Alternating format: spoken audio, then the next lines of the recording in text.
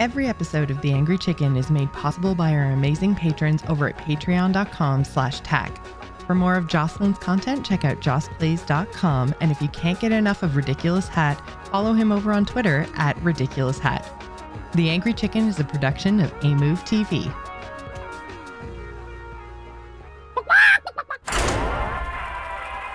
Time's up. Let's do this.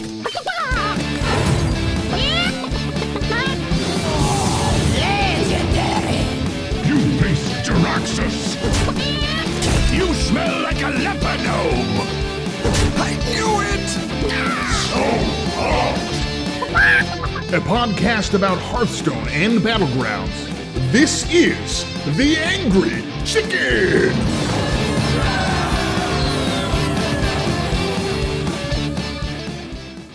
Hello, everyone. Welcome to The Angry Chicken. I am your host. I am your anchor. Yes, it's still weird. I'm Ridiculous Hat, and I am joined by the wonderful, the amazing, the official Blizzard employee, Alkali. Hello, Alkali. Everyone, hi, Hat. Long time no How are you? talk, right? Yeah, it's been since earlier today. Eh. Yeah. What are you going to do? Thanks for coming on. And thanks Hey, for everyone thanks. that found this episode, this Twitch link, where if you're watching, if you're listening, we expect this to be some evergreen content because we are here to talk about the Creator Program, which is officially live. You did it. You got there. I'm so excited. So excited. You first came on to preview this program a little bit ago. A little bit. I believe it was April last year, but we got there. Yeah. I am glad that we get to talk about it, and we're going to talk about, listeners, there are many things going on in the world of Hearthstone, as always, but this episode is going to be laser-focused on the Creator Program. We're going to lean into Alkali's time, which she's being very generous with, because she doesn't have a lot of it to spare, but somehow we carved out a variable-sized chunk of it for this evening, and we got some questions from you, from Twitter replies and a forum online, so thank you very much for that. Really, we just want to make sure that we understand all the details here, and we understand that maybe some people have some questions. They're not sure about stuff. Do I qualify? How do I qualify? We are here to answer those questions. Before we do, though, we have to give thanks to our epic patrons who support us. Thank you so much, Angry Chicken patrons. You're wonderful. You can join our Patreon by going to patreon.com/TAC. Gives you access to the TAC Discord server. It's cool. And Brock F., thank you so much for being our newest patron. All right. I guess this counts as news, so we're going to play the news bumper. Let's go. Good news, everyone! All right, the news is, well, I kind of spoiled it already. The Creator Program is out, but we want to go and dive into the details here, want to answer questions, want to make sure people just have a really clear understanding about what's going on. And Alkali, you have some thoughts. We have a very extensive outline here in the show notes, and we're going to try and organically share everything we can with you. So, first, what is the purpose of the Creator Program in your eyes? All right. What is the purpose of the Creator Program? Well, there's a lot of them out there. And really we have two goals. One is to take care of our existing creators that have been with us for a long time. Make sure we're hitting their needs because their needs are very, very different. And then also to grow smaller creators and really do what we can to help foster growth for them, give them new opportunities. And I'm just pretty excited because one of the things I say a lot at work when I'm talking about the Creator Program is brush shoulders with giants. That's kind of this term that we've been using a lot because when creators enter the Creator Program, it's mostly this Discord that we're going to be using a lot. And there's going to be creators in there that have like hundreds, thousands of followers. Like we're talking Crypt level, Tice level status, and some of our smaller creators who are growing. And the brush shoulders with giants really helps people grow. So I'm really excited for that part of it. And also I want to take the moment to apologize for it taking so long. Like, wow, we did do this in April and it's February. Oh my goodness. Well, we're here and I'm excited to bring it to you. Yeah, it's things take a minute. Some stuff, the world happened, and things took a little while. So we're glad it's here. Before this program's announcement, now you've talked about this Discord. What is this Discord? What was the process in the past, and how do current content creators that Blizzard engages with, what do they have access to? Okay, so this is the first thing I really wanted to do, and you guys will see me glance at my notes a lot because I made an extensive list of notes and I wanted to cover a whole bunch of things. The goal for this podcast is to be as transparent as I can possibly be. At work all week, when we're talking about this and we're outlining how we're going to get all this information to you, one of the things I kept saying was transparency, transparency, transparency. Like, I have to be as clear as I possibly can with you all because one of the first things we want to do is just acknowledge the existence of the creator Discord. We get asked all the time, like, "What's this secret club? What's this mystery?" And I've been there. Back when I was a creator, it felt like that. It felt like there was this secret mystery club, and I didn't know how to get in. I didn't know where the door was. There's no map. There's no cheat codes. I couldn't figure it out. So the first part is we wanted to acknowledge there is sort of this creator program that's already been in existence, called a pilot program, if you will. And it's essentially the same thing as what the creator program is now, or at least in its infancy stages.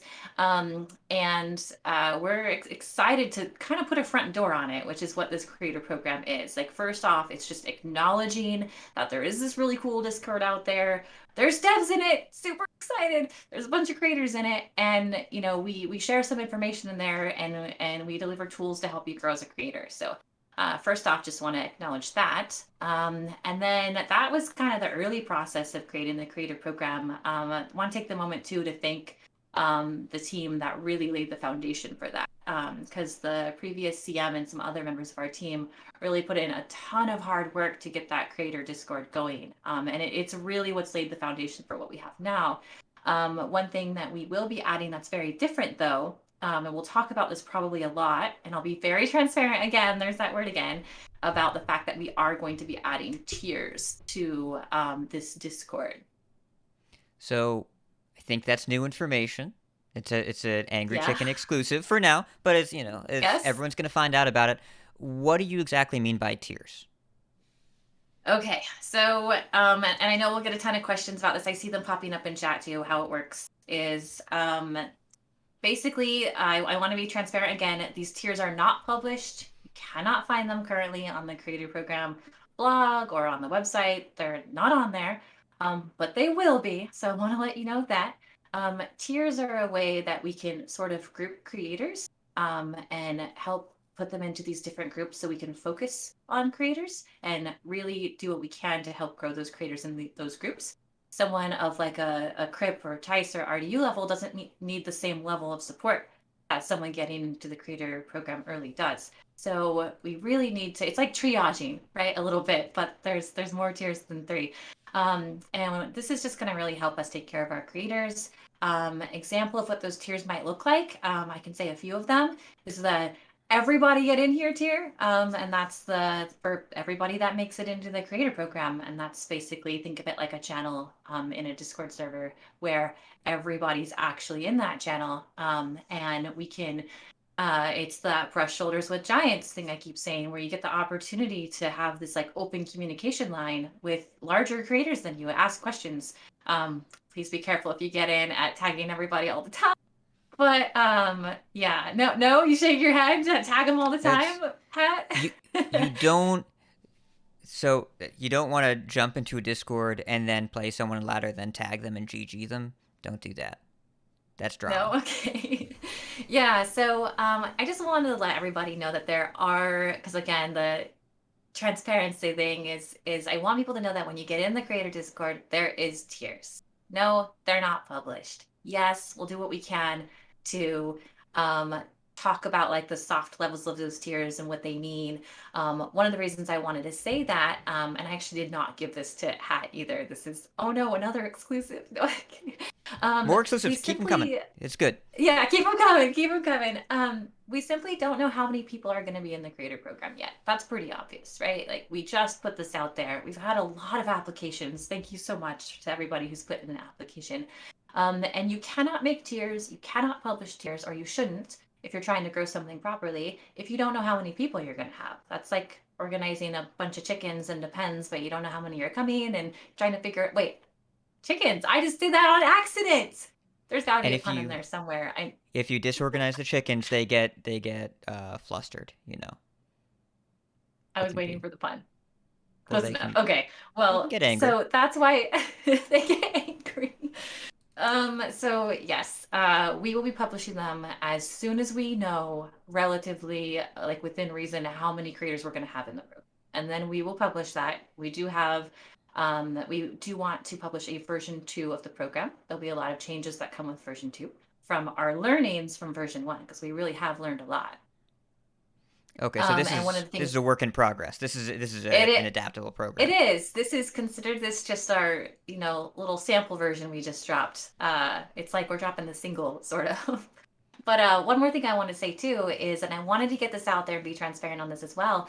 You see creator swag all the time, and that's one of the things listed on what can we do for you. That's going to be part of the tier. We actually are already through the process of creating the next set of influencer swag, and we had already started doing that before the creator program dropped. So, which is why I want to be very transparent about this. We've already ordered those numbers. We already have an idea of what those numbers are going to look like. And so, since we don't know how many people are going to be in the program yet, we've made sure to kind of put people in the tiers already on what we think they're going to be, so that the influencer swag will be in a certain tier. Okay, and that's not. I mean, I imagine everyone can't get the swag. Not everybody. I wish we could, and maybe we could as the program grows. We just can't now for this early version, because we've already put together the swag for. We're always ahead, right? I know we. It's hard to believe, right? We work on stuff so far ahead. Oh, of course we do.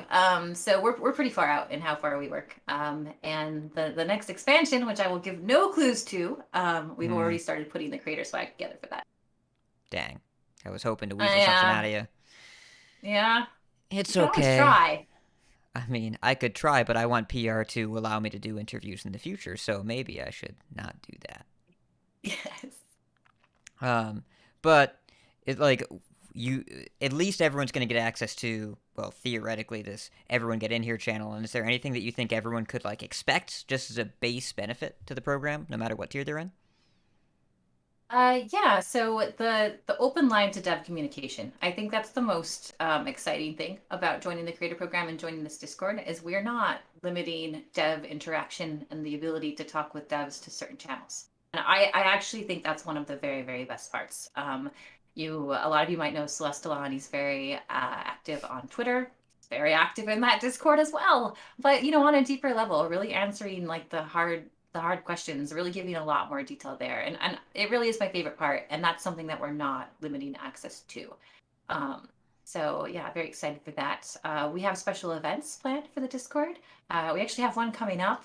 Won't announce that yet because we're still working on the date, but we love to have working on the name for this too. But we do these like coffee chats. We've had a few of them so far, where we have a dev come on, they have a topic, they talk about that topic with the groups, and coffee chats will not be limited either. So very excited to have those moments with the dev team. We've done them for Battlegrounds, whenever there's Battlegrounds patches coming up, and it's like that moment where creators get to ask a lot of questions with the dev team. Is it instant coffee or regular? Oh, that depends on who you're talking to. That's a great question. And also, we'll never die. It's so funny. I'll always pester Nick on that. Or Deck Tech. There's no answer on the coffee question. All right, we'll wait. You assume PR didn't allow an answer. I To don't that. drink instant coffee. I have. I will if I have to. Well, we hope you don't have to. And so, as far as the benefits go, I mean, we see them on the website. You've talked about most of them, but I think something that's been really interesting this year that you want to talk about as well is the card reveal process has also kind of transformed into this other benefit where we've seen a lot of new faces that get to talk about cool stuff coming to the game. Yeah, so I won't be shy about this. There's been some negativity online about some questions around the creator Discord. We get that, but I wanted to take a moment to highlight how much we've done in the last year. Oh my goodness. Anybody who's doubtful that we might be trying to help small creators, I just want to point out that over the last year, we have done so much. You've seen more people than ever get card reveals that hadn't in the past. Particularly, we addressed creators that actually have a very large following that had never got one after all these years. So that's how you saw people like Wow Hobbs. Wow Hobbs got his first reveal. I thought that was fantastic. That's an example of that. Raffle. How fantastic. I loved the fact that Raffle got their first reveal. And then some smaller creators that were smaller when I started, but I've tracked their growth and they've grown really well. Are people like Warshak, Cantaloupe. And we've done. Rarin had their first reveal this year. We've really taken a lot of opportunity to do what we can to spread the love around. Um, Creators in the creator program are going to have preferential treatment towards getting reveals. Not to say that there won't be a one-off opportunity where it is interesting to the community. I want to use an example here of Just a Guy. I don't know if you guys remember that. Oh, I That think was the everyone peg remembers that. reveal. Does I'm Cora so remember that? proud. Does Cora remember? I'm so proud. I'm not sure if we'll ever top it, but so that's an opportunity. We have to think outside the box, right? There's what exists in the creator program, which is like some preferential treatment to get card reveals, things like that. But there's also those moments you have to find, and if you're being a good community manager, and if you're reading the tone of the community, taking the temperature of the community, you know when the community needs a good laugh or what's relevant at the time, and at that moment, I'm not saying Just a Guy. I don't know if he's listening. I'm not saying Just a Guy won't ever be in the creator program. But I am saying that that's an example of a smaller creator that maybe doesn't hit the requirements yet, but an opportunity that we're not going to stop having those opportunities where we reach out just because you're a smaller creator. It doesn't even mean you have to be in the creator program. I'll keep looking for those opportunities when I can. That makes sense. Yeah, I mean, and you've done some funky stuff in the past there with one-offs. Like the Castle Nathria script was a fun event that I think didn't fit into a lot of the normal boxes. Yes, absolutely. So there's always going to be opportunities for smaller creators, even if you don't make it into the creator program. A good opportunity, I mean, sorry, a good example of that. I keep bringing up these creators, right? Because I love our creators. I love bringing them up. I love calling attention to you guys. We have some great creators who are currently growing their streams. Maybe they don't quite hit the requirements yet, but examples are um, Brigitus and Miss Bowers. I thought that they've made such a great impact on the community. Very positive, very fun streamers to watch. And for something like the Castle Murder at Castle Nathria scripts, it was a great opportunity to not think about creator size. The size of the creator was less relevant to can they bring creativity? Can they bring energy? What kind of voices can they do? We were casting orc voices. We had to cast an owl, right? Engine played, I probably said that wrong, played an owl. And so we were really thinking like, who fits this role really, really well? And so we could completely ignore creator size when we were doing that. And I was super excited to put that together. So I want to say those opportunities aren't going away. I So thought his thanks for giving me performance the was a chance to hoot, talk about personally. that. Oh man. You knew that was coming.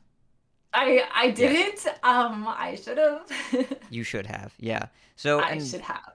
and what I'm hearing is that the creator program is not meant to replace all community things that you're trying to do. It is transparency to what you were already doing, but it's not meant to replace what you were the It's not extracurricular meant. stuff.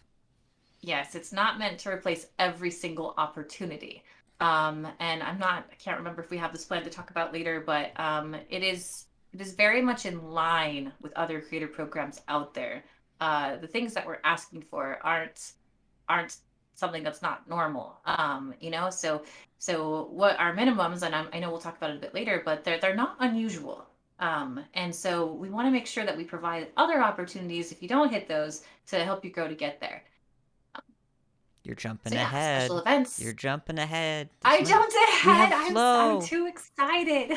It's okay. That's going to be the part of the episode where we get to really dive into maybe some of the initial community criticisms, and hopefully we get to make people feel a little better. But I Okay. want to, but I want to focus now on. There's still more stuff that you want to do for more different organizations. Talk about that because I know that there have been creator-run tournaments and community tournaments, and I want to know what kind of support that this program is designed to offer to them, because we haven't really seen that category on the website of like tournament organizers or anything like that. What is this program designed to do? Yes, another Angry Chicken exclusive. This is nowhere on the website to be found, but we get to talk about it today. I'm going to rewind a little bit before I bring that up and say giveaway codes. Giveaway codes I forgot to mention. When you first get into the creator program, or getting into the creator program gives you that, am I going to get a code? One of the first things that really I noticed needed fixed, like in my first month of working on the team, was wow, we do not have a good answer for who gets codes, who doesn't. It's too much of a mystery. Like where do we draw the line? How does that work? We need something that makes this much more clear. So if you are in the creator program, you will get codes. There's no question. When it's time, when codes go out, it's your turn. And so now that we're talking about codes, that is how we are initially going to do tournament support. So yes, we will have some tournament support within the creator program, where if you're hosting a tournament, you can come to us and let us know what the tournament's going to be, how it's going to work, timing. Sometimes timing might make it a bit weird. Timing is important because of what type of codes you'll be getting. Because we have different expansions coming out, and maybe you might want like the new expansion codes, things like that. So we will be doing code support for tournaments. And I know that that's probably going to segue into what if you host tournaments? That's what you do, but you don't meet the minimum requirements. Well, just turn in your application, and then when a CM reaches out to you, we'll go over that. But there is opportunity there, and something I can't yet talk about. So at minimum, we have code support for tournaments. I'm super, super excited for that. It's something that we haven't done before with the creator program in the past, even this kind of creator pilot program that we were doing. And I'm excited to say that tournaments will play more of a role as the creator program develops.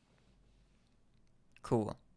And since you wanted to draw parallels to other creator programs and other games, I think those have some direct income opportunities, usually through affiliate links, I think.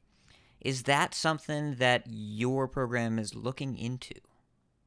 We are looking into it. I do not have concrete answers for you yet, but there's some things that I want to say are top of mind, like immediate things we want to fix, immediate things we need to work on. And that's something that's kind of top of mind on our list, something we're working really hard on. No news. Like I cannot tell you when it's coming. I can't even tell you it's coming in version 2 because I don't want to overpromise. Part of being very transparent here, as you guys know, I've been super transparent from the beginning of the show, is like, yes, we're thinking about it. No, I can't tell you it's coming with version 2 yet. I'm going to work hard on it though, super, super hard. Yes. No promises, but as long as you're talking about it, it's important for people to know that you're talking about it. And Yeah. since that's a real money payout in the affiliate program or the creator program, you need to put your real name and sign legal documents and whatever. Do other people in the program get to know our real names? Oh, yeah, that's such a great question. I'm glad somebody asked it. We are reading your questions, by the way. That was one of the ones that came from someone who submitted a question on the forum. So yeah, whenever you fill out your paperwork at your application, it does ask for your legal name. We do not share that. We're very strict on our data protection protocols.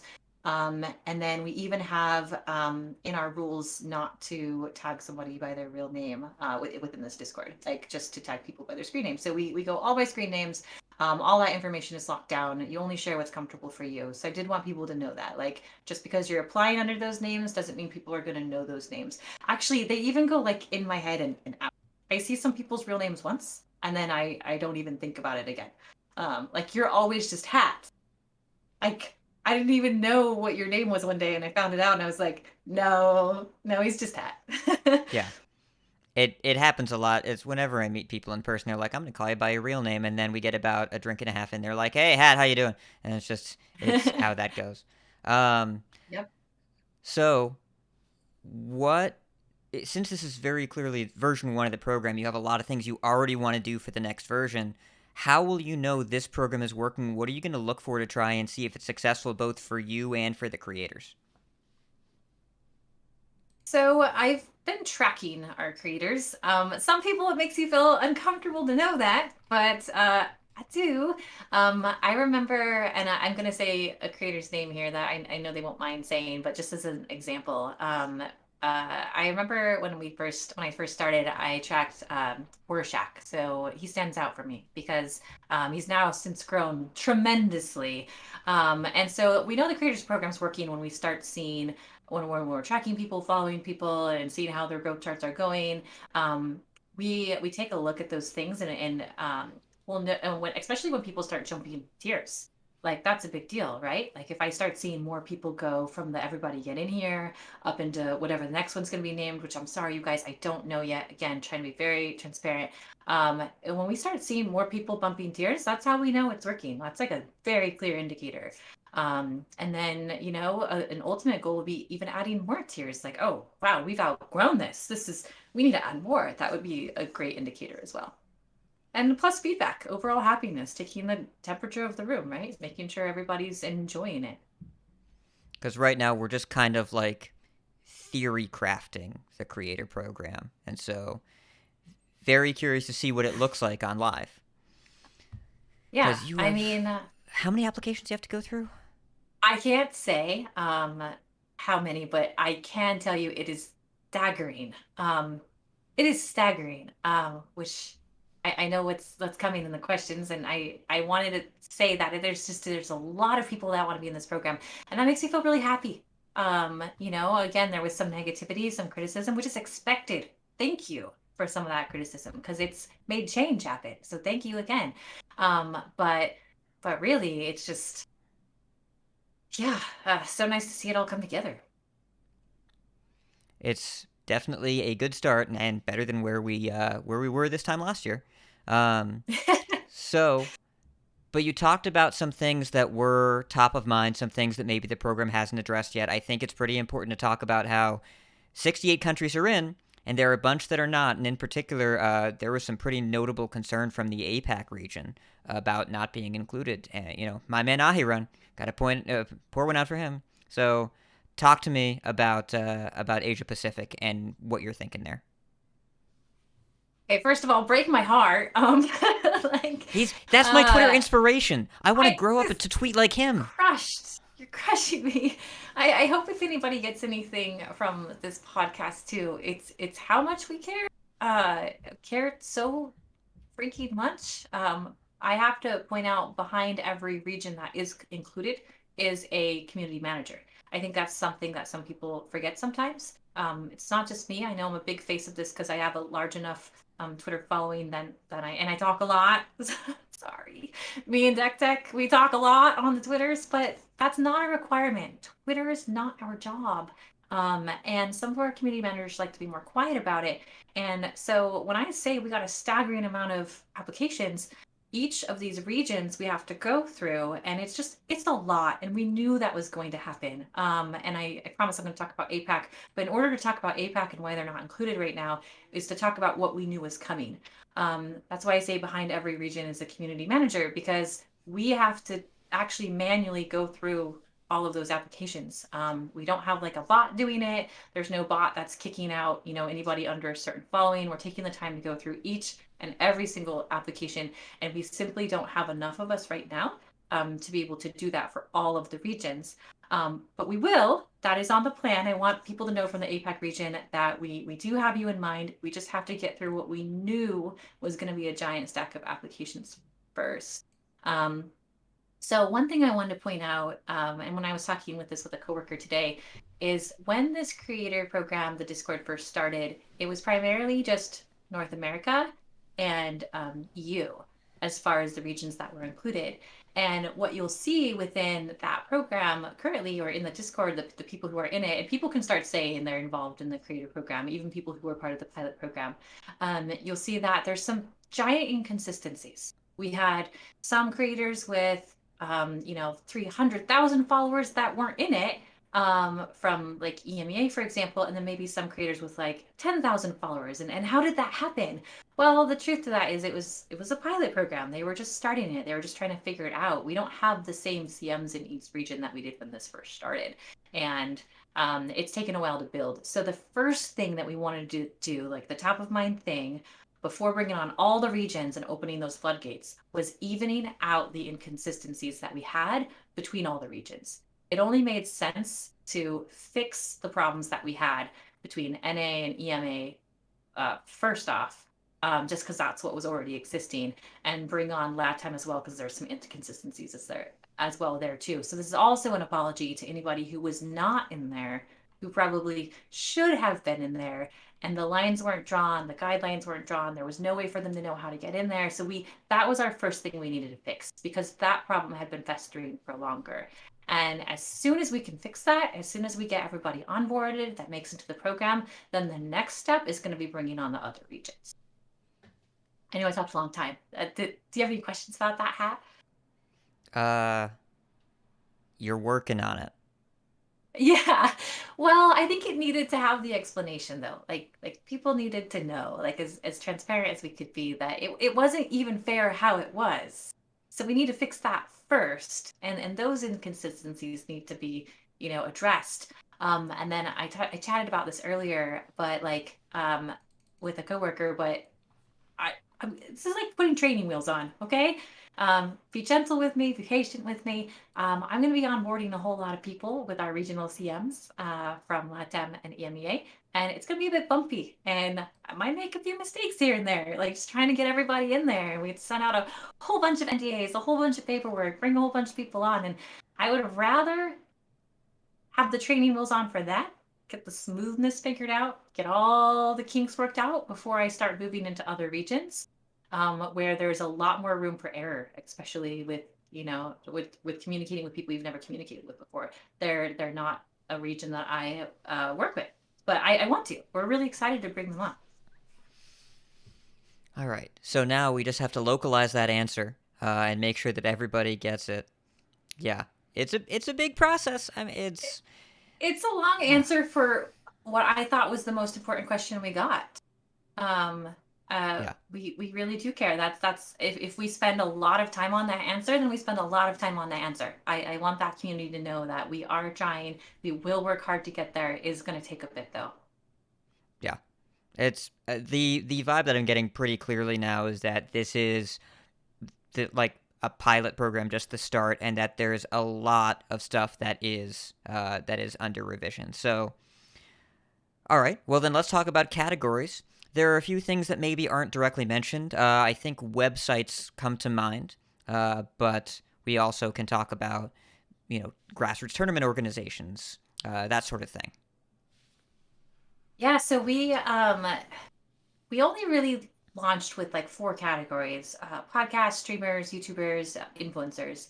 And we mentioned, so this is an oversight, and I can take one for the team here, there. That's my fault. I'm happy to call out anytime I miss something, right?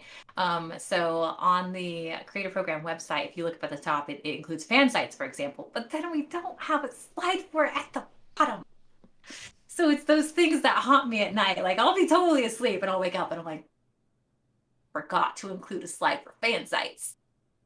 Those moments get me. So if you feel like you can contribute to the program, maybe you're a fan site, maybe you're a tournament organizer, go ahead and apply. Please do. We will consider it. We might not have room in version 1, but it will show us what's there. If enough people apply and we start seeing this group of people that really fit a category we didn't address, well then that's just like a neon sign for us to add it. Like we'll add it. But what if they aren't popular enough, Allie? We have gotten What if they're not what?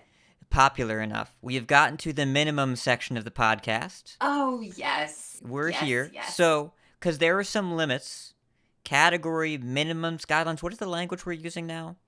It seems more like guidelines, I guess. But guidelines. Yeah. Minimum requirements, guidelines. So you alluded to this being on par with other games. I'll trust you on that. I don't play other games, really. Or at least none of them that have a creator program. I wonder if there's a Hades creator program. Anyway, that's neither here nor there. But so why were the levels set where they were? Because this was probably the number one piece of feedback that I saw outside of, why was my region not included, is why do I have to be so established to make a connection here? Okay, so there was a litmus test for this, right? I'm either, and when I say I'm actually saying we, because all of us CMs got together and figured this out. This wasn't just me or just the global community team. This was EMEA, LATAM, NA, plus other people who are influencer managers getting in, analyzing these numbers. Are they right? Is this what it should be? And we really, really went over this. I showed this to other franchises to be like, hey, is this crazy? Am I totally off base here? And I wanted to make sure that we weren't launching with crazy numbers. And when we looked at industry standards, which is going to a lot of websites and figuring out like what are other gaming companies doing? What are their standards? First of all, half of them don't even publish them. They just say a program exists, but then there's nothing to say how to even get into that. It's like one step above what we had before, which was something existed, but not knowing how to get in. So they tell you it exists, but don't tell you how to get in. So there's a lot of that out there too. We also took the time to analyze other influencer spaces as a whole, because one thing that's very interesting is there's a lot of influencer management companies right now that are just managing influencers from different spaces. So we took that into consideration as well. So really, we're quite happy with the 5,000 follower slash subscriber rating for both YouTubers and streamers. We think that's right. The litmus test would have been this. This would have happened if we were totally wrong, which we'll own up to if we're wrong. Absolutely. We need to change it. We'll change it. But it would have happened where when I look at all these applications, there would not be hardly anybody that qualified. And what we're seeing is a ton of people qualifying. I was so excited. Sometimes what you get on Twitter or what you get in your space is very limited. It's a very narrow view. Not everybody watches all the French podcasts, the Spanish podcasts, right? The Portuguese podcasts. I'm sorry, I keep saying podcast streamers, content creators. Are you guys all actually watching all of those languages, tuning into all the streamers? You're probably not. You're probably very narrow focused as to what you're seeing and what the algorithm's showing you. What we've seen based off these basic requirements is that they're probably right. We got really, really close because a lot of people are qualifying. We're very excited. And if we get further down the road and it's not right and we notice it's not working, we'll change it. And I have a note about that. Another Angry Chicken exclusive. How many are we up to now? We need an Angry Chicken exclusive counter. I was not prepared for this many exclusives. Yeah, okay. So we are changing one of the requirements. This change, I think, could go live tomorrow on the website. If it doesn't, we'll move it up the pipeline to make sure it gets changed quickly. We are changing the Twitch streaming minimum CCV from 200 to 150. I did get that wrong. I do apologize. I will apologize anytime I need to for something that's not, I that's an oversight. It was too much. 200 was a bit too high. We actually don't think it's too high for YouTube, so we're going to leave it the moment because there seems to be something very interesting happening with YouTube right now where I'll use another creators as an example because I know they don't mind.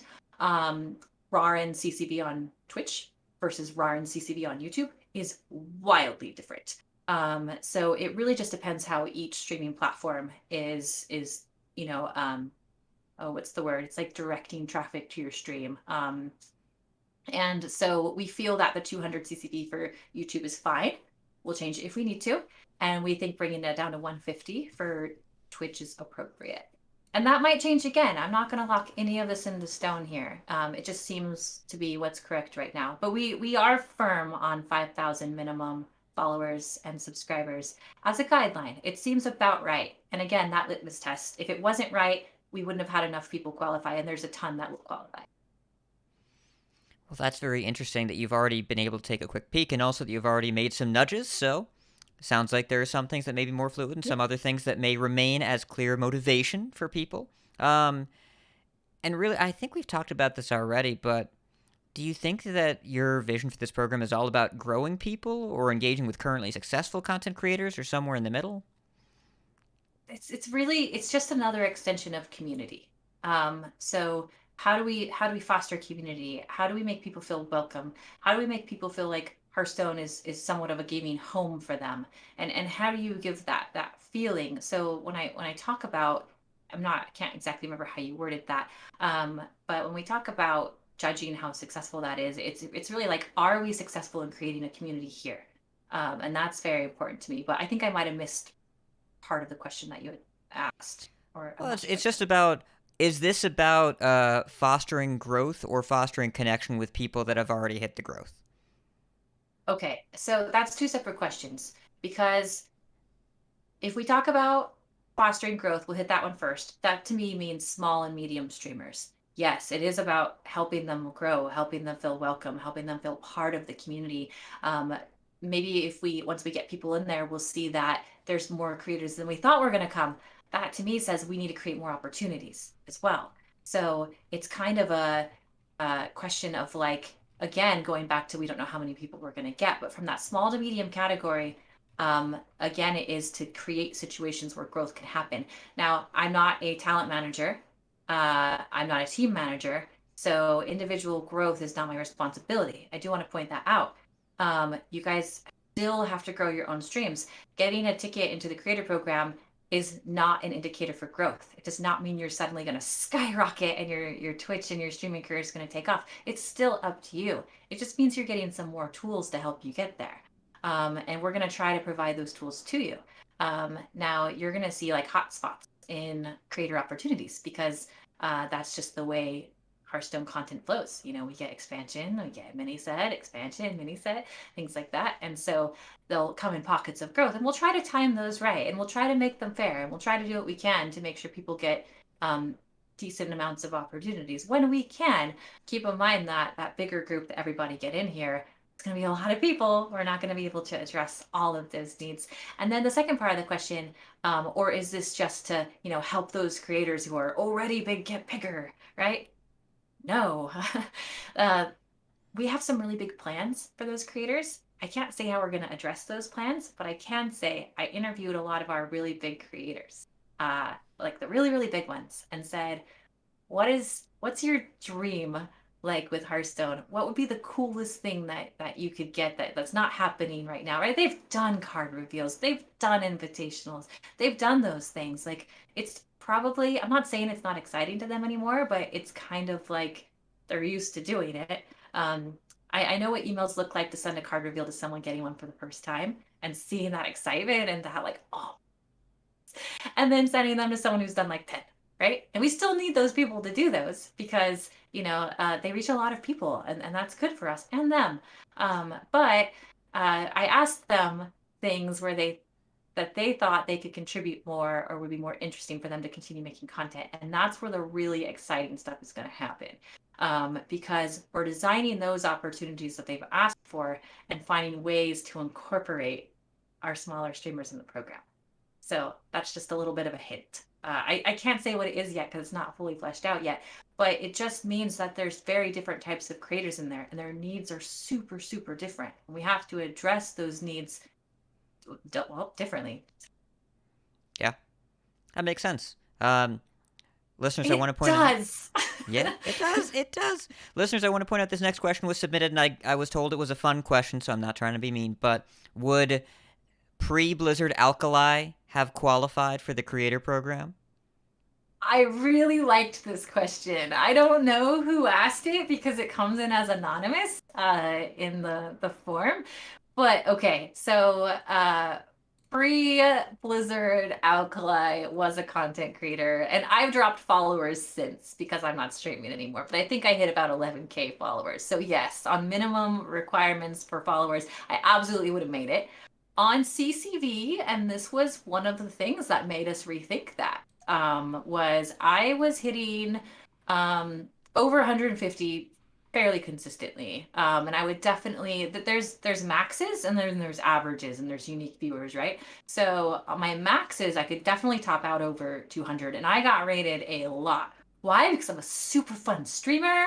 No. I would get rated a lot, so I would get those max viewer highs, and then but my actual on my own averages, if you subtracted host and raid rate, was under 200. And that's just fair to say. So really thinking about that, yeah, I would definitely hit it, but I didn't consistently maintain it. So one of the reasons why we're bringing it down. So you brought this down so that if this program traveled backwards in time, then past Alkali would have made it. I past Alkali Shameless. would have made it anyway. Because so let's talk about that a little bit too. Past Alkali and past Nicolina, she made a post about this too. Slissa did as well. What we would have done for this type of program. Are you kidding me? I heard rumors that there was a creator Discord. I didn't know how to get in it. I didn't know who to call. I didn't there's no contact a community manager here on our website. Like it actually doesn't exist. You guys know that. It's impossible to find that.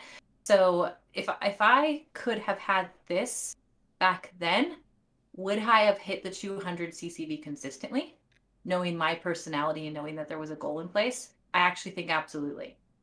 You would have chased it. Because You would have gone I would for have it. chased it. I would have gone for it. I would have worked harder. And so that's another purpose for the tiers in the creator Discord as well.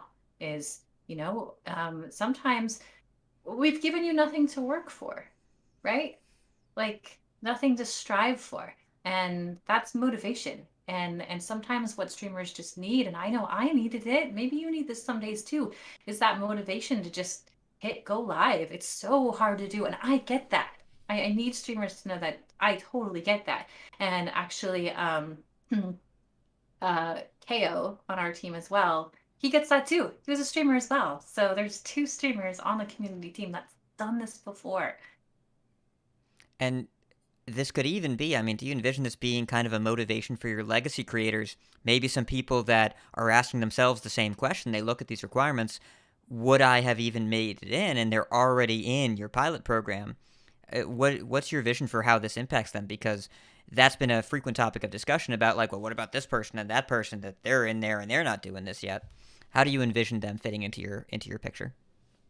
I think this is going to be kind of tagging onto my answer before of where I asked them what they needed, what would be important to them as streamers. And I think once you hit that level, being part of helping the community also starts to become important. Your values just change. It's not like we're going to have this crazy cool thing. Maybe we need to when someone hits a million followers. Because again, I'm not your Twitch coach. I'm not your esports coach or talent manager. It's not my job to grow your stream. But it is my job to maybe find ways that it brings it more of a sense to your community. So when streamers hit that huge level that you're talking about, the question is, how do we add value to their communities? Because just within one big giant streamer, you get a huge community. And so the question is, how do you make that experience more valuable for them? How do you add to their streams? Because they're probably not going to grow another million followers. Maybe they will. Maybe I don't know. Good luck. That's exciting. But more that those are things that they want. Like, how do you improve their viewership experience? What can you add to add value?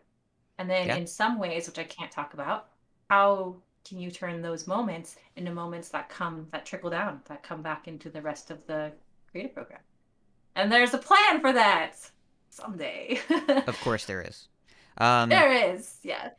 And if we talk about the bigger creators, we also have to talk about some of them are more, there's a little bit more variety in their content than there used to be. So there's a 60% Hearthstone content ratio. What about some known people in the Hearthstone world that maybe aren't hitting that number anymore if they've been playing other games that we may or may not name? Yeah, that's a great question too. Again, trying to be as clear as possible. Some of our I call them legacy creators. They're just creators that have been around for us forever, and are huge streamers. And you might see that they're playing some other games recently. First of all, and number one, gaming isn't just business. These creators should have fun. Gaming should be fun. And after you streamed a game for so long, you might have other games that you like. You mentioned a game earlier in the show. I started playing that game recently too. It's massively fun. I love it. And if I was streaming right now, heck yeah, I'd be streaming me some Hearthstone and that game. So we get it. Now, if you're a creator that's done this a really long time, that's not something we look at as much. You've put your time in, you have put your dues in. There's no way that I'm sitting here on my tiny little only crew to, I never hit their levels of success. How can I understand? I can't. Um, so at that point, we're very thankful to have them and that they still play and enjoy our game and make content for their amazing communities. So no, we're not eyeballing it like a hawk. But we do need guidelines to get into the program. Again, it's just guidelines, and we had to put a number on something. Basically, 60% just means more than half. 70 was too high. 53 was weird. So I don't know. I just spitball sometimes. No, so more than half basically is what we're looking for. Like, are you primarily a Hearthstone streamer? And that was just an easier way to say that without saying it in Alkali speak, which is like a volume. Yes. We've Yes. gathered that by now. I know. I know. 50 minutes in. Yeah. Sorry. So, no, it's okay. You were here to give answers, and I think we've been getting some answers. Will there be a point of removal for the program? Like, is there a way that you can be in and then you can not be in anymore?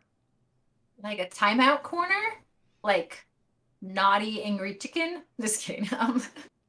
No, yeah, if you do not if you're not following the rules that we have published in the creator program, you'll see those when you join if you're approved.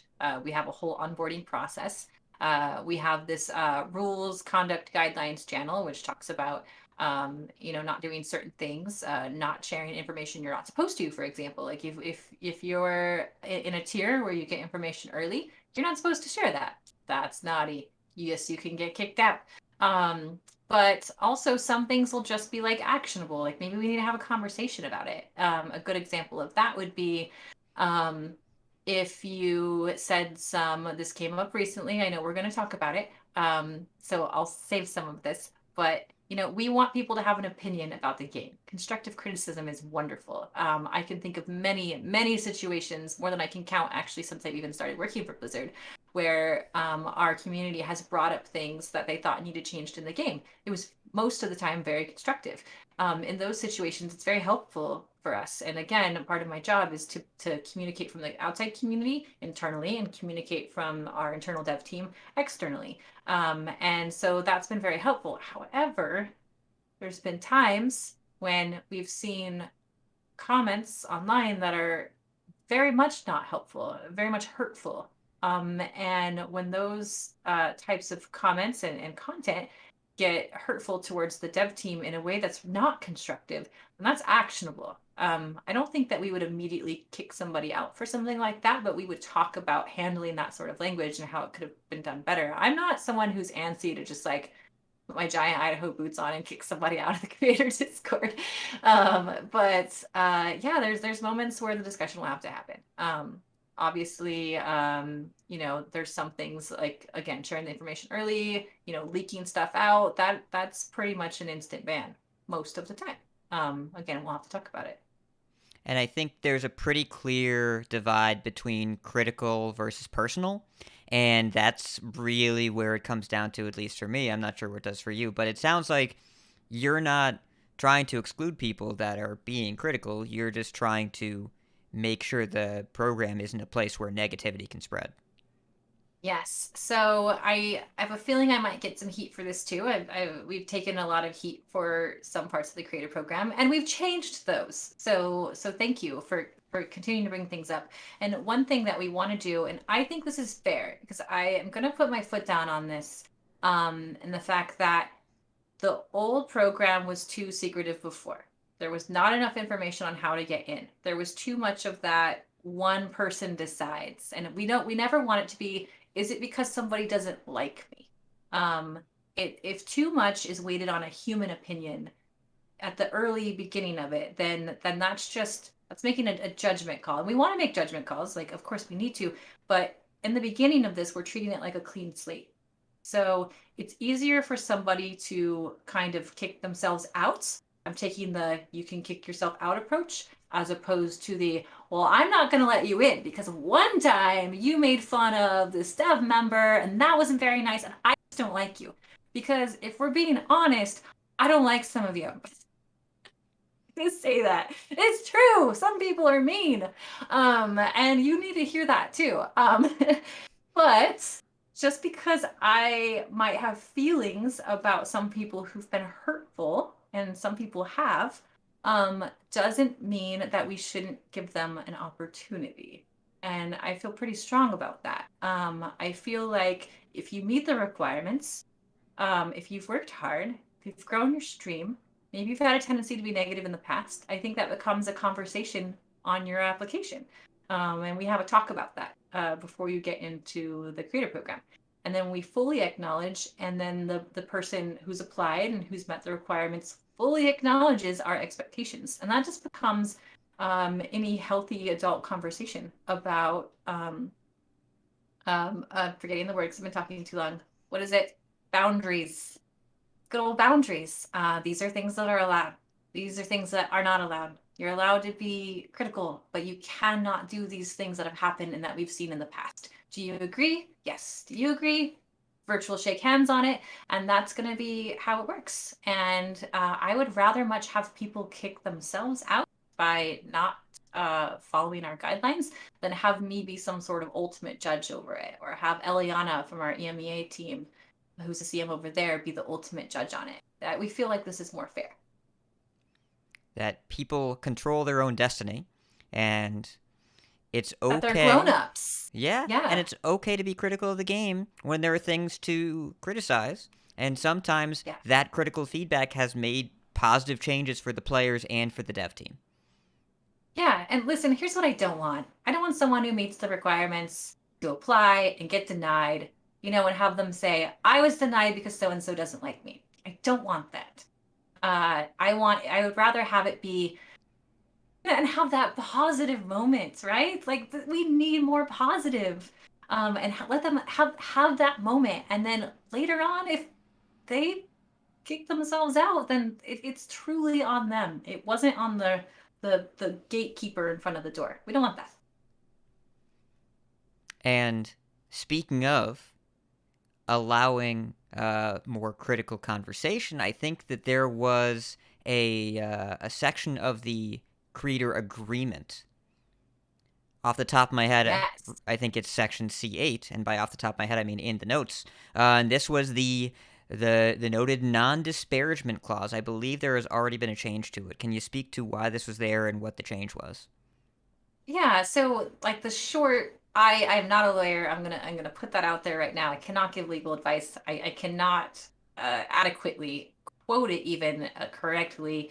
But the short version of it was you can't say anything negative about Blizzard. You can't do that.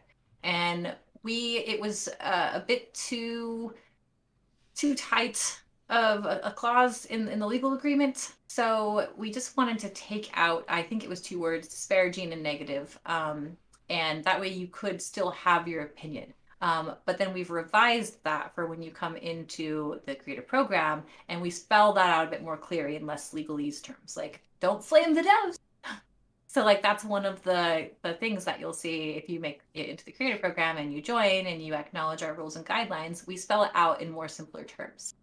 So we felt it was fine to remove that from the legal agreement because it was too far reaching, and we want people to feel comfortable. And so that will be spelled out just a lot more clearly when you have your conversation with your regional CM and we talk about the expectations of the creator program. And we listened. Yeah. Yes, you did. And we talked about guidelines for conduct. Is if someone's viewership declines, if their subscriptions or followers decline, is that also grounds for being removed from the program? No. Once you're in, I can't see, keying somebody out of the program because their viewership declines. Like stuff happens, life happens. I mean, we've all survived a whole pandemic together. A little pat on our backs. We've all done so well. Life happens. And so we just, again, that's a very negative experience. We don't want that. Now, some things that could be grounds for not being banned from the program, but just like being temporarily kicked, for example, would be having a big lapse in creating content. This is less concerning on our everybody get in here kind of tiers, where we're not really giving out a lot of information. It's not it's the information's less exclusive. But if you're getting into those higher tiers where it's like maybe we're giving some early patch info, things like that, and you actually aren't making content anymore and haven't been for a while, then yeah, it makes sense that you're not in that type of channel anymore. But those are such edge cases that we'll have to handle them as they come up. Yeah. It's again, this whole thing is new, so you'll have to figure out how to navigate all this stuff as it hasn't even it's barely started. Yeah, well, I can say the Creator Discord's been around for a while. It predates me on the team. And so we have had people come and go from creating content, and we have added people and removed people. So we have had these situations already. We're used to them when we know what those look like. Makes sense. So, for players who don't meet the requirements, for content creators that are just getting started, the smaller creators, what support is provided for them? What do you do for them, for the people that apply and I'm maybe aren't the excited right about fit yet? this. Sorry, I did not mean to talk over you there. I'm excited about this because for as many creators that I'm excited to tell you we know are going to make it into the program, we have not started processing the applications or sending out denies or approvals because there's just simply so many right now. And we're taking our time to do it properly. But we have seen a lot of people just by sheer numbers alone that are just going to make it in. But for those, there's also a lot of people that aren't. So this varies by region. So I can't say that enough. Varies by region, varies by bandwidth.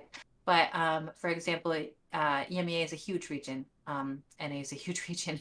There's a lot of streamers from these regions, a lot of content creators. Whenever a creator applies, and this is, I can only speak to myself, but I know our other CMs are amazing as well. When we see an opportunity to talk to creators who are close, maybe not quite there, about how they can grow, how they can maybe get into the program, what they can do differently, because we have access to some really cool numbers. There's some really great reporting tools that we can look at and go over with the streamer and take some time one-on-one. I'm really excited to have some one-on-ones here with some of these creators. We can't do it with everybody. If you're not close at all, and it's really not there in the numbers for you, I'm sure you're a great person, but like I can't do that for how many applications we've received. It's too many. But for a lot of the cases that I'm seeing, there's an opportunity there to at least get a one-on-one with the creator, and I'm really excited about that. And then also those opportunities that we mentioned earlier. So please rewind back to the early part of the conversation where we're talking about kind of one-off opportunities like the Murder at Castle Nathria script reading. We've had some great opportunities that have come up in the past, and we're going to continue to look for creators who fit those situations.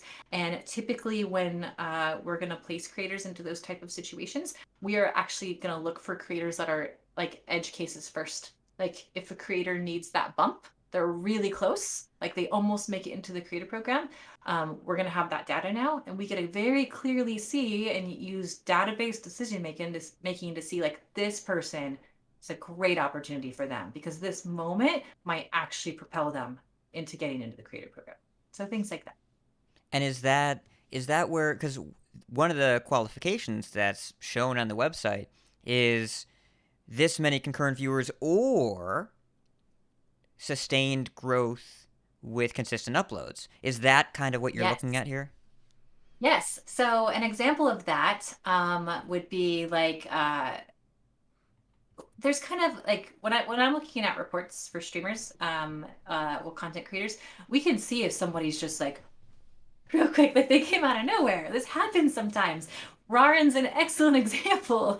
This rapid growth was unbelievable. And I remember when Raren first started growing and hit my radar, I was just like, whoa, well that is, if this person matches that, this is going to be nutty. And we can see their future projections and how it looks like they're going to grow. And like those moments to me, if I see that type of and they're creating consistently, because there's one-off moments that happen that maybe aren't as genuine, right? So we're experienced, we know what we're doing, we're able to map out those numbers and see what's really going on. But some creators just hit like a major spike and they got popular for whatever reason. For some people, and for the majority of people I'm seeing happen that this happens to right now, it's because they're embracing new forms of content. They're not creating Hearthstone content in the standard way that's been done before. So look for new opportunities to engage your audience. These are creators we see it happening to. If we see that And if we see like, wow, in 3 months they're going to hit these numbers anyway, that might be an opportunity and one of those edge cases we're talking about for early admission into the creative. For those of you that don't speak Alkali, she's talking about YouTube Shorts and TikTok. That is what she's talking about. There's I actually this deviates a little bit, but it's the combination of the two lately. You still need to make longer form content, and really use the views brought from short form content to bring a new audience to your channel. And then it's up to you to do the work that it takes to get them to subscribe or not. So like that's a whole other thing. But please look at new and interesting ways to make Hearthstone content. And we are not stream coaches, because otherwise I'll keep her for another hour, and she will do it. Yeah. She will. I'm not going to do it. I am not your Twitch coach. We've said that a bunch of times. Yes. So, and what about people that they make content in a bunch of different categories? They have a podcast, they have a stream, they have a YouTube, they tweet sometimes, but none of that individually is enough to qualify. But maybe you put it all together, it paints a different picture. Again, this is trust your regional CMs. We're putting the time, we're putting the work in. I can't say it enough. This is so horribly and painfully manual. We don't have bots that are, kicking out your applications if they're too low. So we see this stuff. We're taking the time. It's really easy to see those moments where it's like, oh, this person has 50,000 subscribers. Well, that's easy, right? But then we also see when someone has 2,000, 2,000, 3,000, 1,000, right? That shows to me consistency. That shows putting in effort. It's just when you do like a Google form or a Microsoft form, it comes in as a spreadsheet, but it really does paint a pretty good picture, and we're able to see that picture pretty well. Like if we see, I'm seeing, I'll tell you what I see a lot of right now. I see a lot of like 100 followers, 00000. That's some people. It's like, well, that's not painting the easiest picture, and you're not giving me anything to go look at. I can't go look at a Twitter because there isn't one. I can't go look at a TikTok. Oh, there isn't one. So we're really just kind of relying on these 100 followers, which are very valuable, and you've worked hard to get those, but I don't have a lot of other information to go off of. But if I see like what you said, a bunch of different things, that's intriguing, very interesting. I want to go click on your links that you provided in your application. I want to go see what's going on. And our other community managers are going to want to do that as well. So we're good at what we do. We like to do what we do. We love creators. I love talking to our CMs from other regions. They're so very good at what they do, and they care so much. We're excited to dive into your applications and find exactly what you're talking about. It's almost like a treasure hunt for me. Like, gimme, go ahead, submit your application. Let me find you. That's that case. And I think that you're alluding to this, but this is another question that's come up a bunch of times, and I'm going to make sure that we get a clear answer to this before we end the show. If exceptions are being made, why are minimums guidelines posted at all? Hey, because exceptions are fewer, farther between. I want to make that quite clear. The exceptions stand out fairly well on their own. I think that whenever something like this comes up, of course, the first thing we think of is how does this affect me? I know if I was in all of your places right now, and I was reading this creator program, my first thought is, how does it affect me?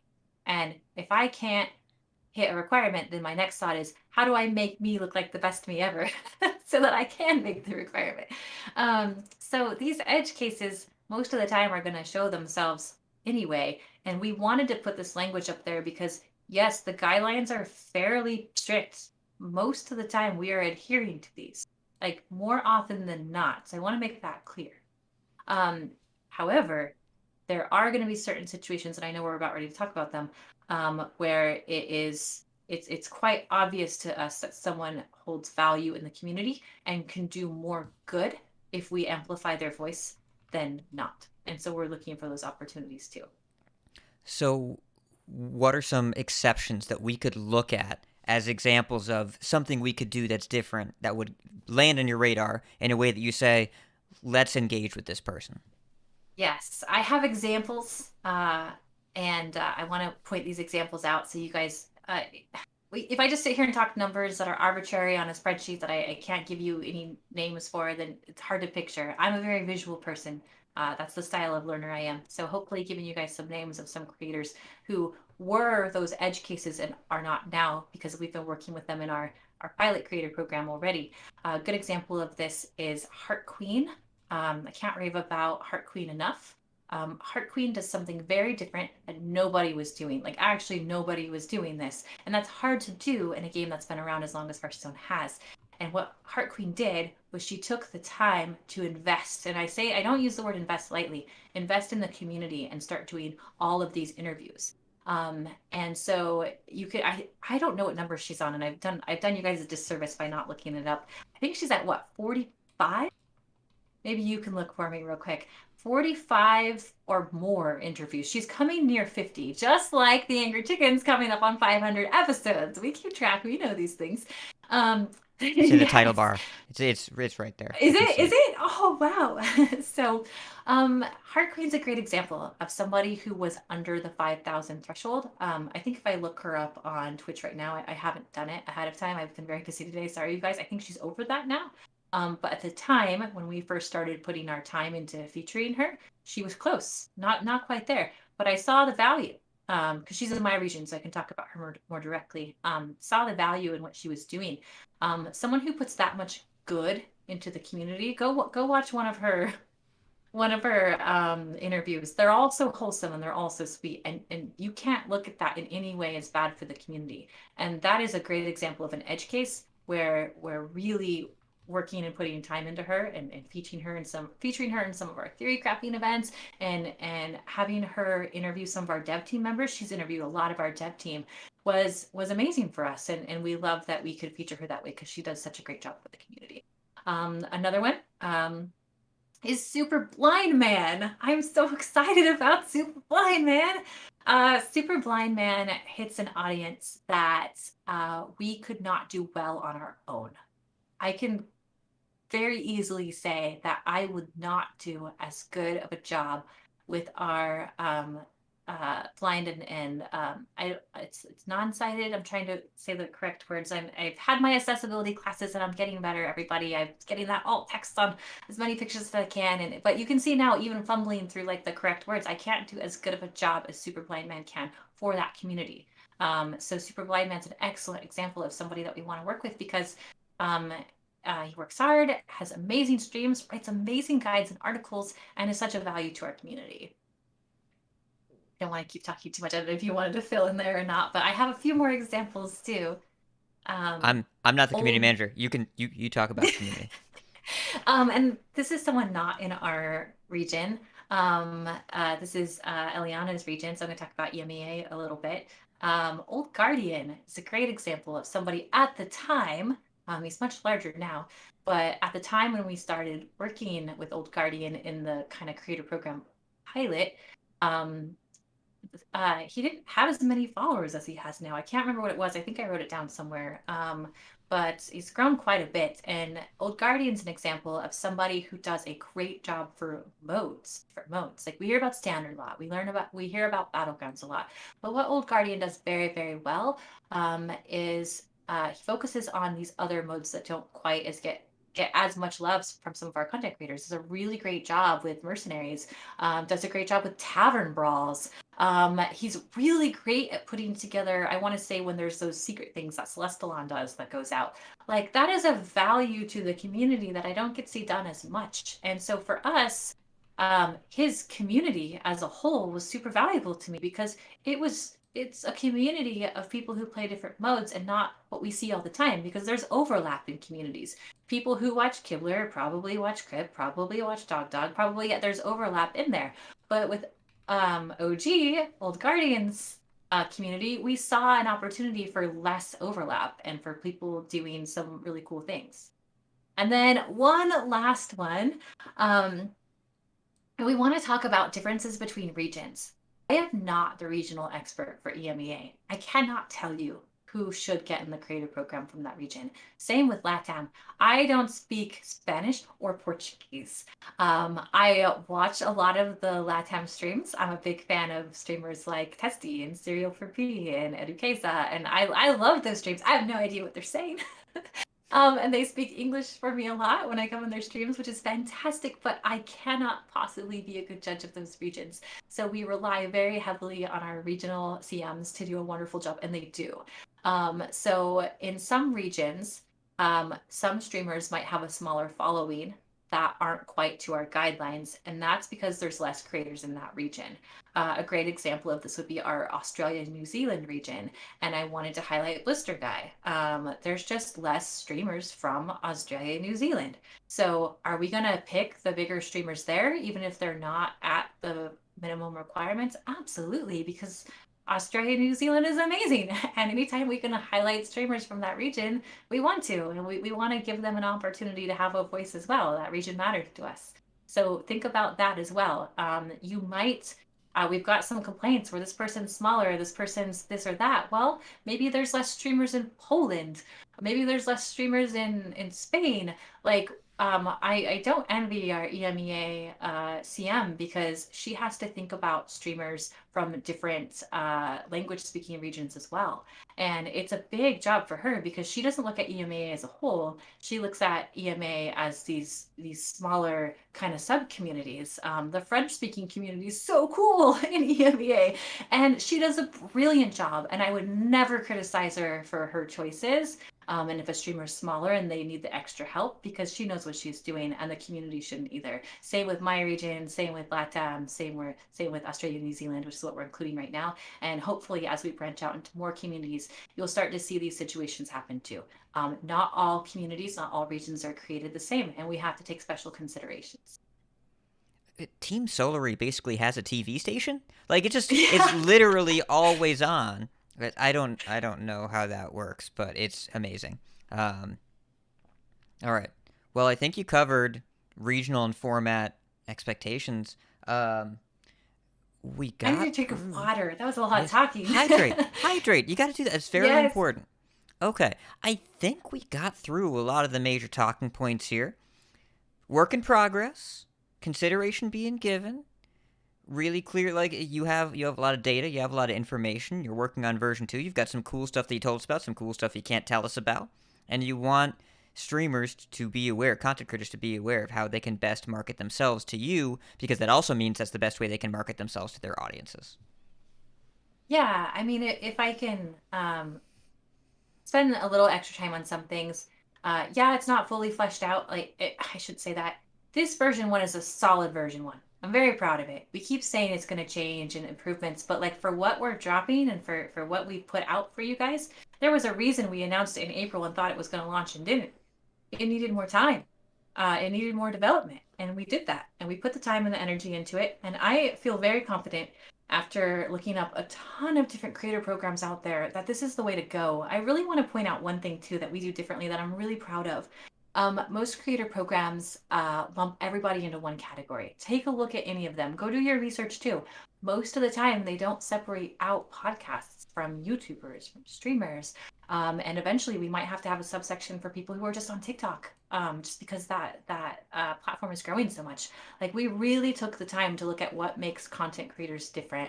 I've even changed my verbiage because in the past I used to say streamers a lot, and now I say content creators because the landscape and the mediums for content creation has changed so much and will continue to do so. So I'm actually really, really proud of our program as a version one, even though it's not where it's going to be yet, and I know it's going to get better. So hang in there with us. We have some cool things coming. If you don't make the requirements yet, keep at it.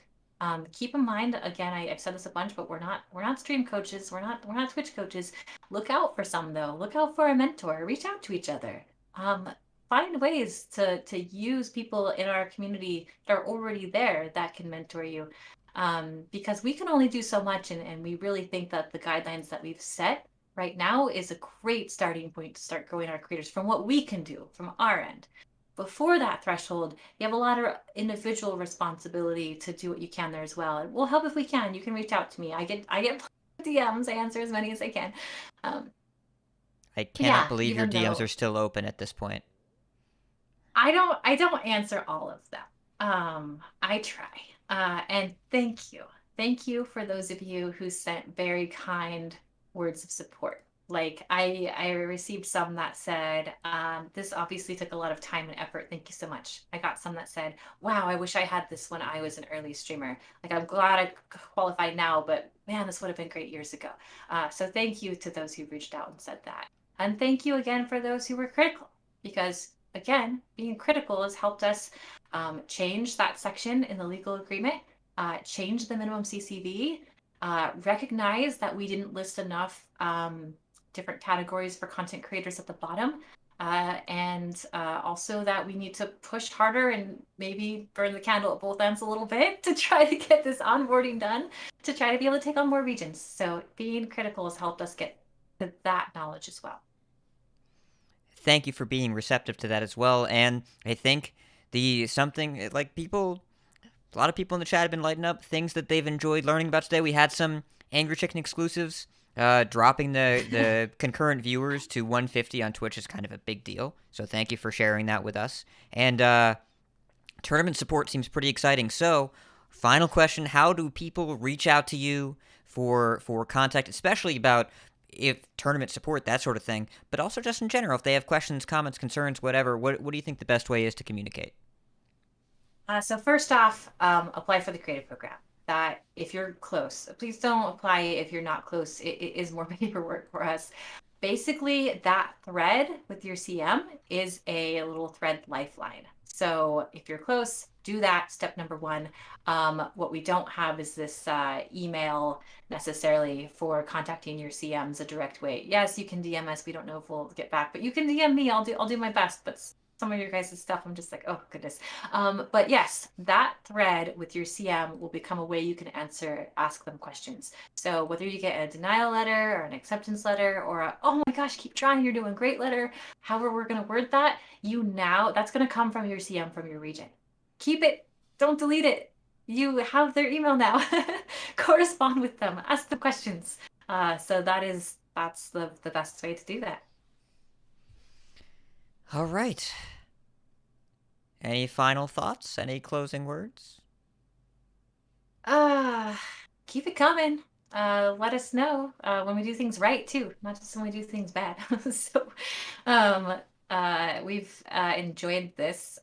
We've had a lot of feedback on this internally, watching this, monitoring this, seeing your comments, and just hold us accountable. That's all I can say. We'll keep working hard for you guys. Doing everything we can. Well, thank you so much for being so generous with your time and giving us the magic T-word transparency here on the show. And listeners, this was 90 pure minutes of direct Blizzard goodness. So we're not going to cover news or strategy or any of that stuff this week. Next week we should be back to normal Angry Chicken formula. We'll have a guest on. I haven't figured out who we're going to have yet, but it'll be someone good. And we want to once again give thanks to our epic patrons. You can become a TAC patron over at patreon.com/TAC. Gives you access to the TAC Discord. Our producers are wonderful, Dustin C., Jarrett F. You can follow the show on at TAC Podcast. We're live every Wednesday night, 8 o'clock Eastern, 5 o'clock Pacific, here at twitch.tv/JossPlays. Alkali, I think we know where you can be found, but... Yeah, follow me on Twitter. DM me only when you need to. Yes. Please, be nice, and most importantly in the DMs, this is what I've learned, be brief, be concise. Really helps. Really helps if it's not a wall of text, because I've been the person that sent those before. It's not kind to either the person sending them or receiving them. As for me, the hub of my content is on twitter.com/ridiculoushat. I have 2 other Hearthstone podcasts for some reason that I have yet to be able to vocalize. Coin Concede, we make the competitive side of the game more accessible to you over at coinconcede.com. And Vicious Syndicate, we take a data-driven look at the high-level Legend metagame. And Joss, of course, she will be back, I promise, when her medical stuff is all straightened out. But Joss, we miss you. You're wonderful. Hope everything went well. Good vibes. Follow her over at Joss Plays on Twitter, or listen to her other show, The Gamers Inn. That's going to do it for this special edition of The Angry Chicken. So until next week, job's done. Alkali, you can say that too. I never coach anybody on this. I don't know why. Job's done. Sorry, I missed my cue. No, Never be a I stage have coached nobody on it, and I'm surprised that it takes work. Anyways, the job is done. Stopping local recording. You can stop your local recording? Yes. Got it. So if I did it Everyone, right. thank you. Thank you so much for being here.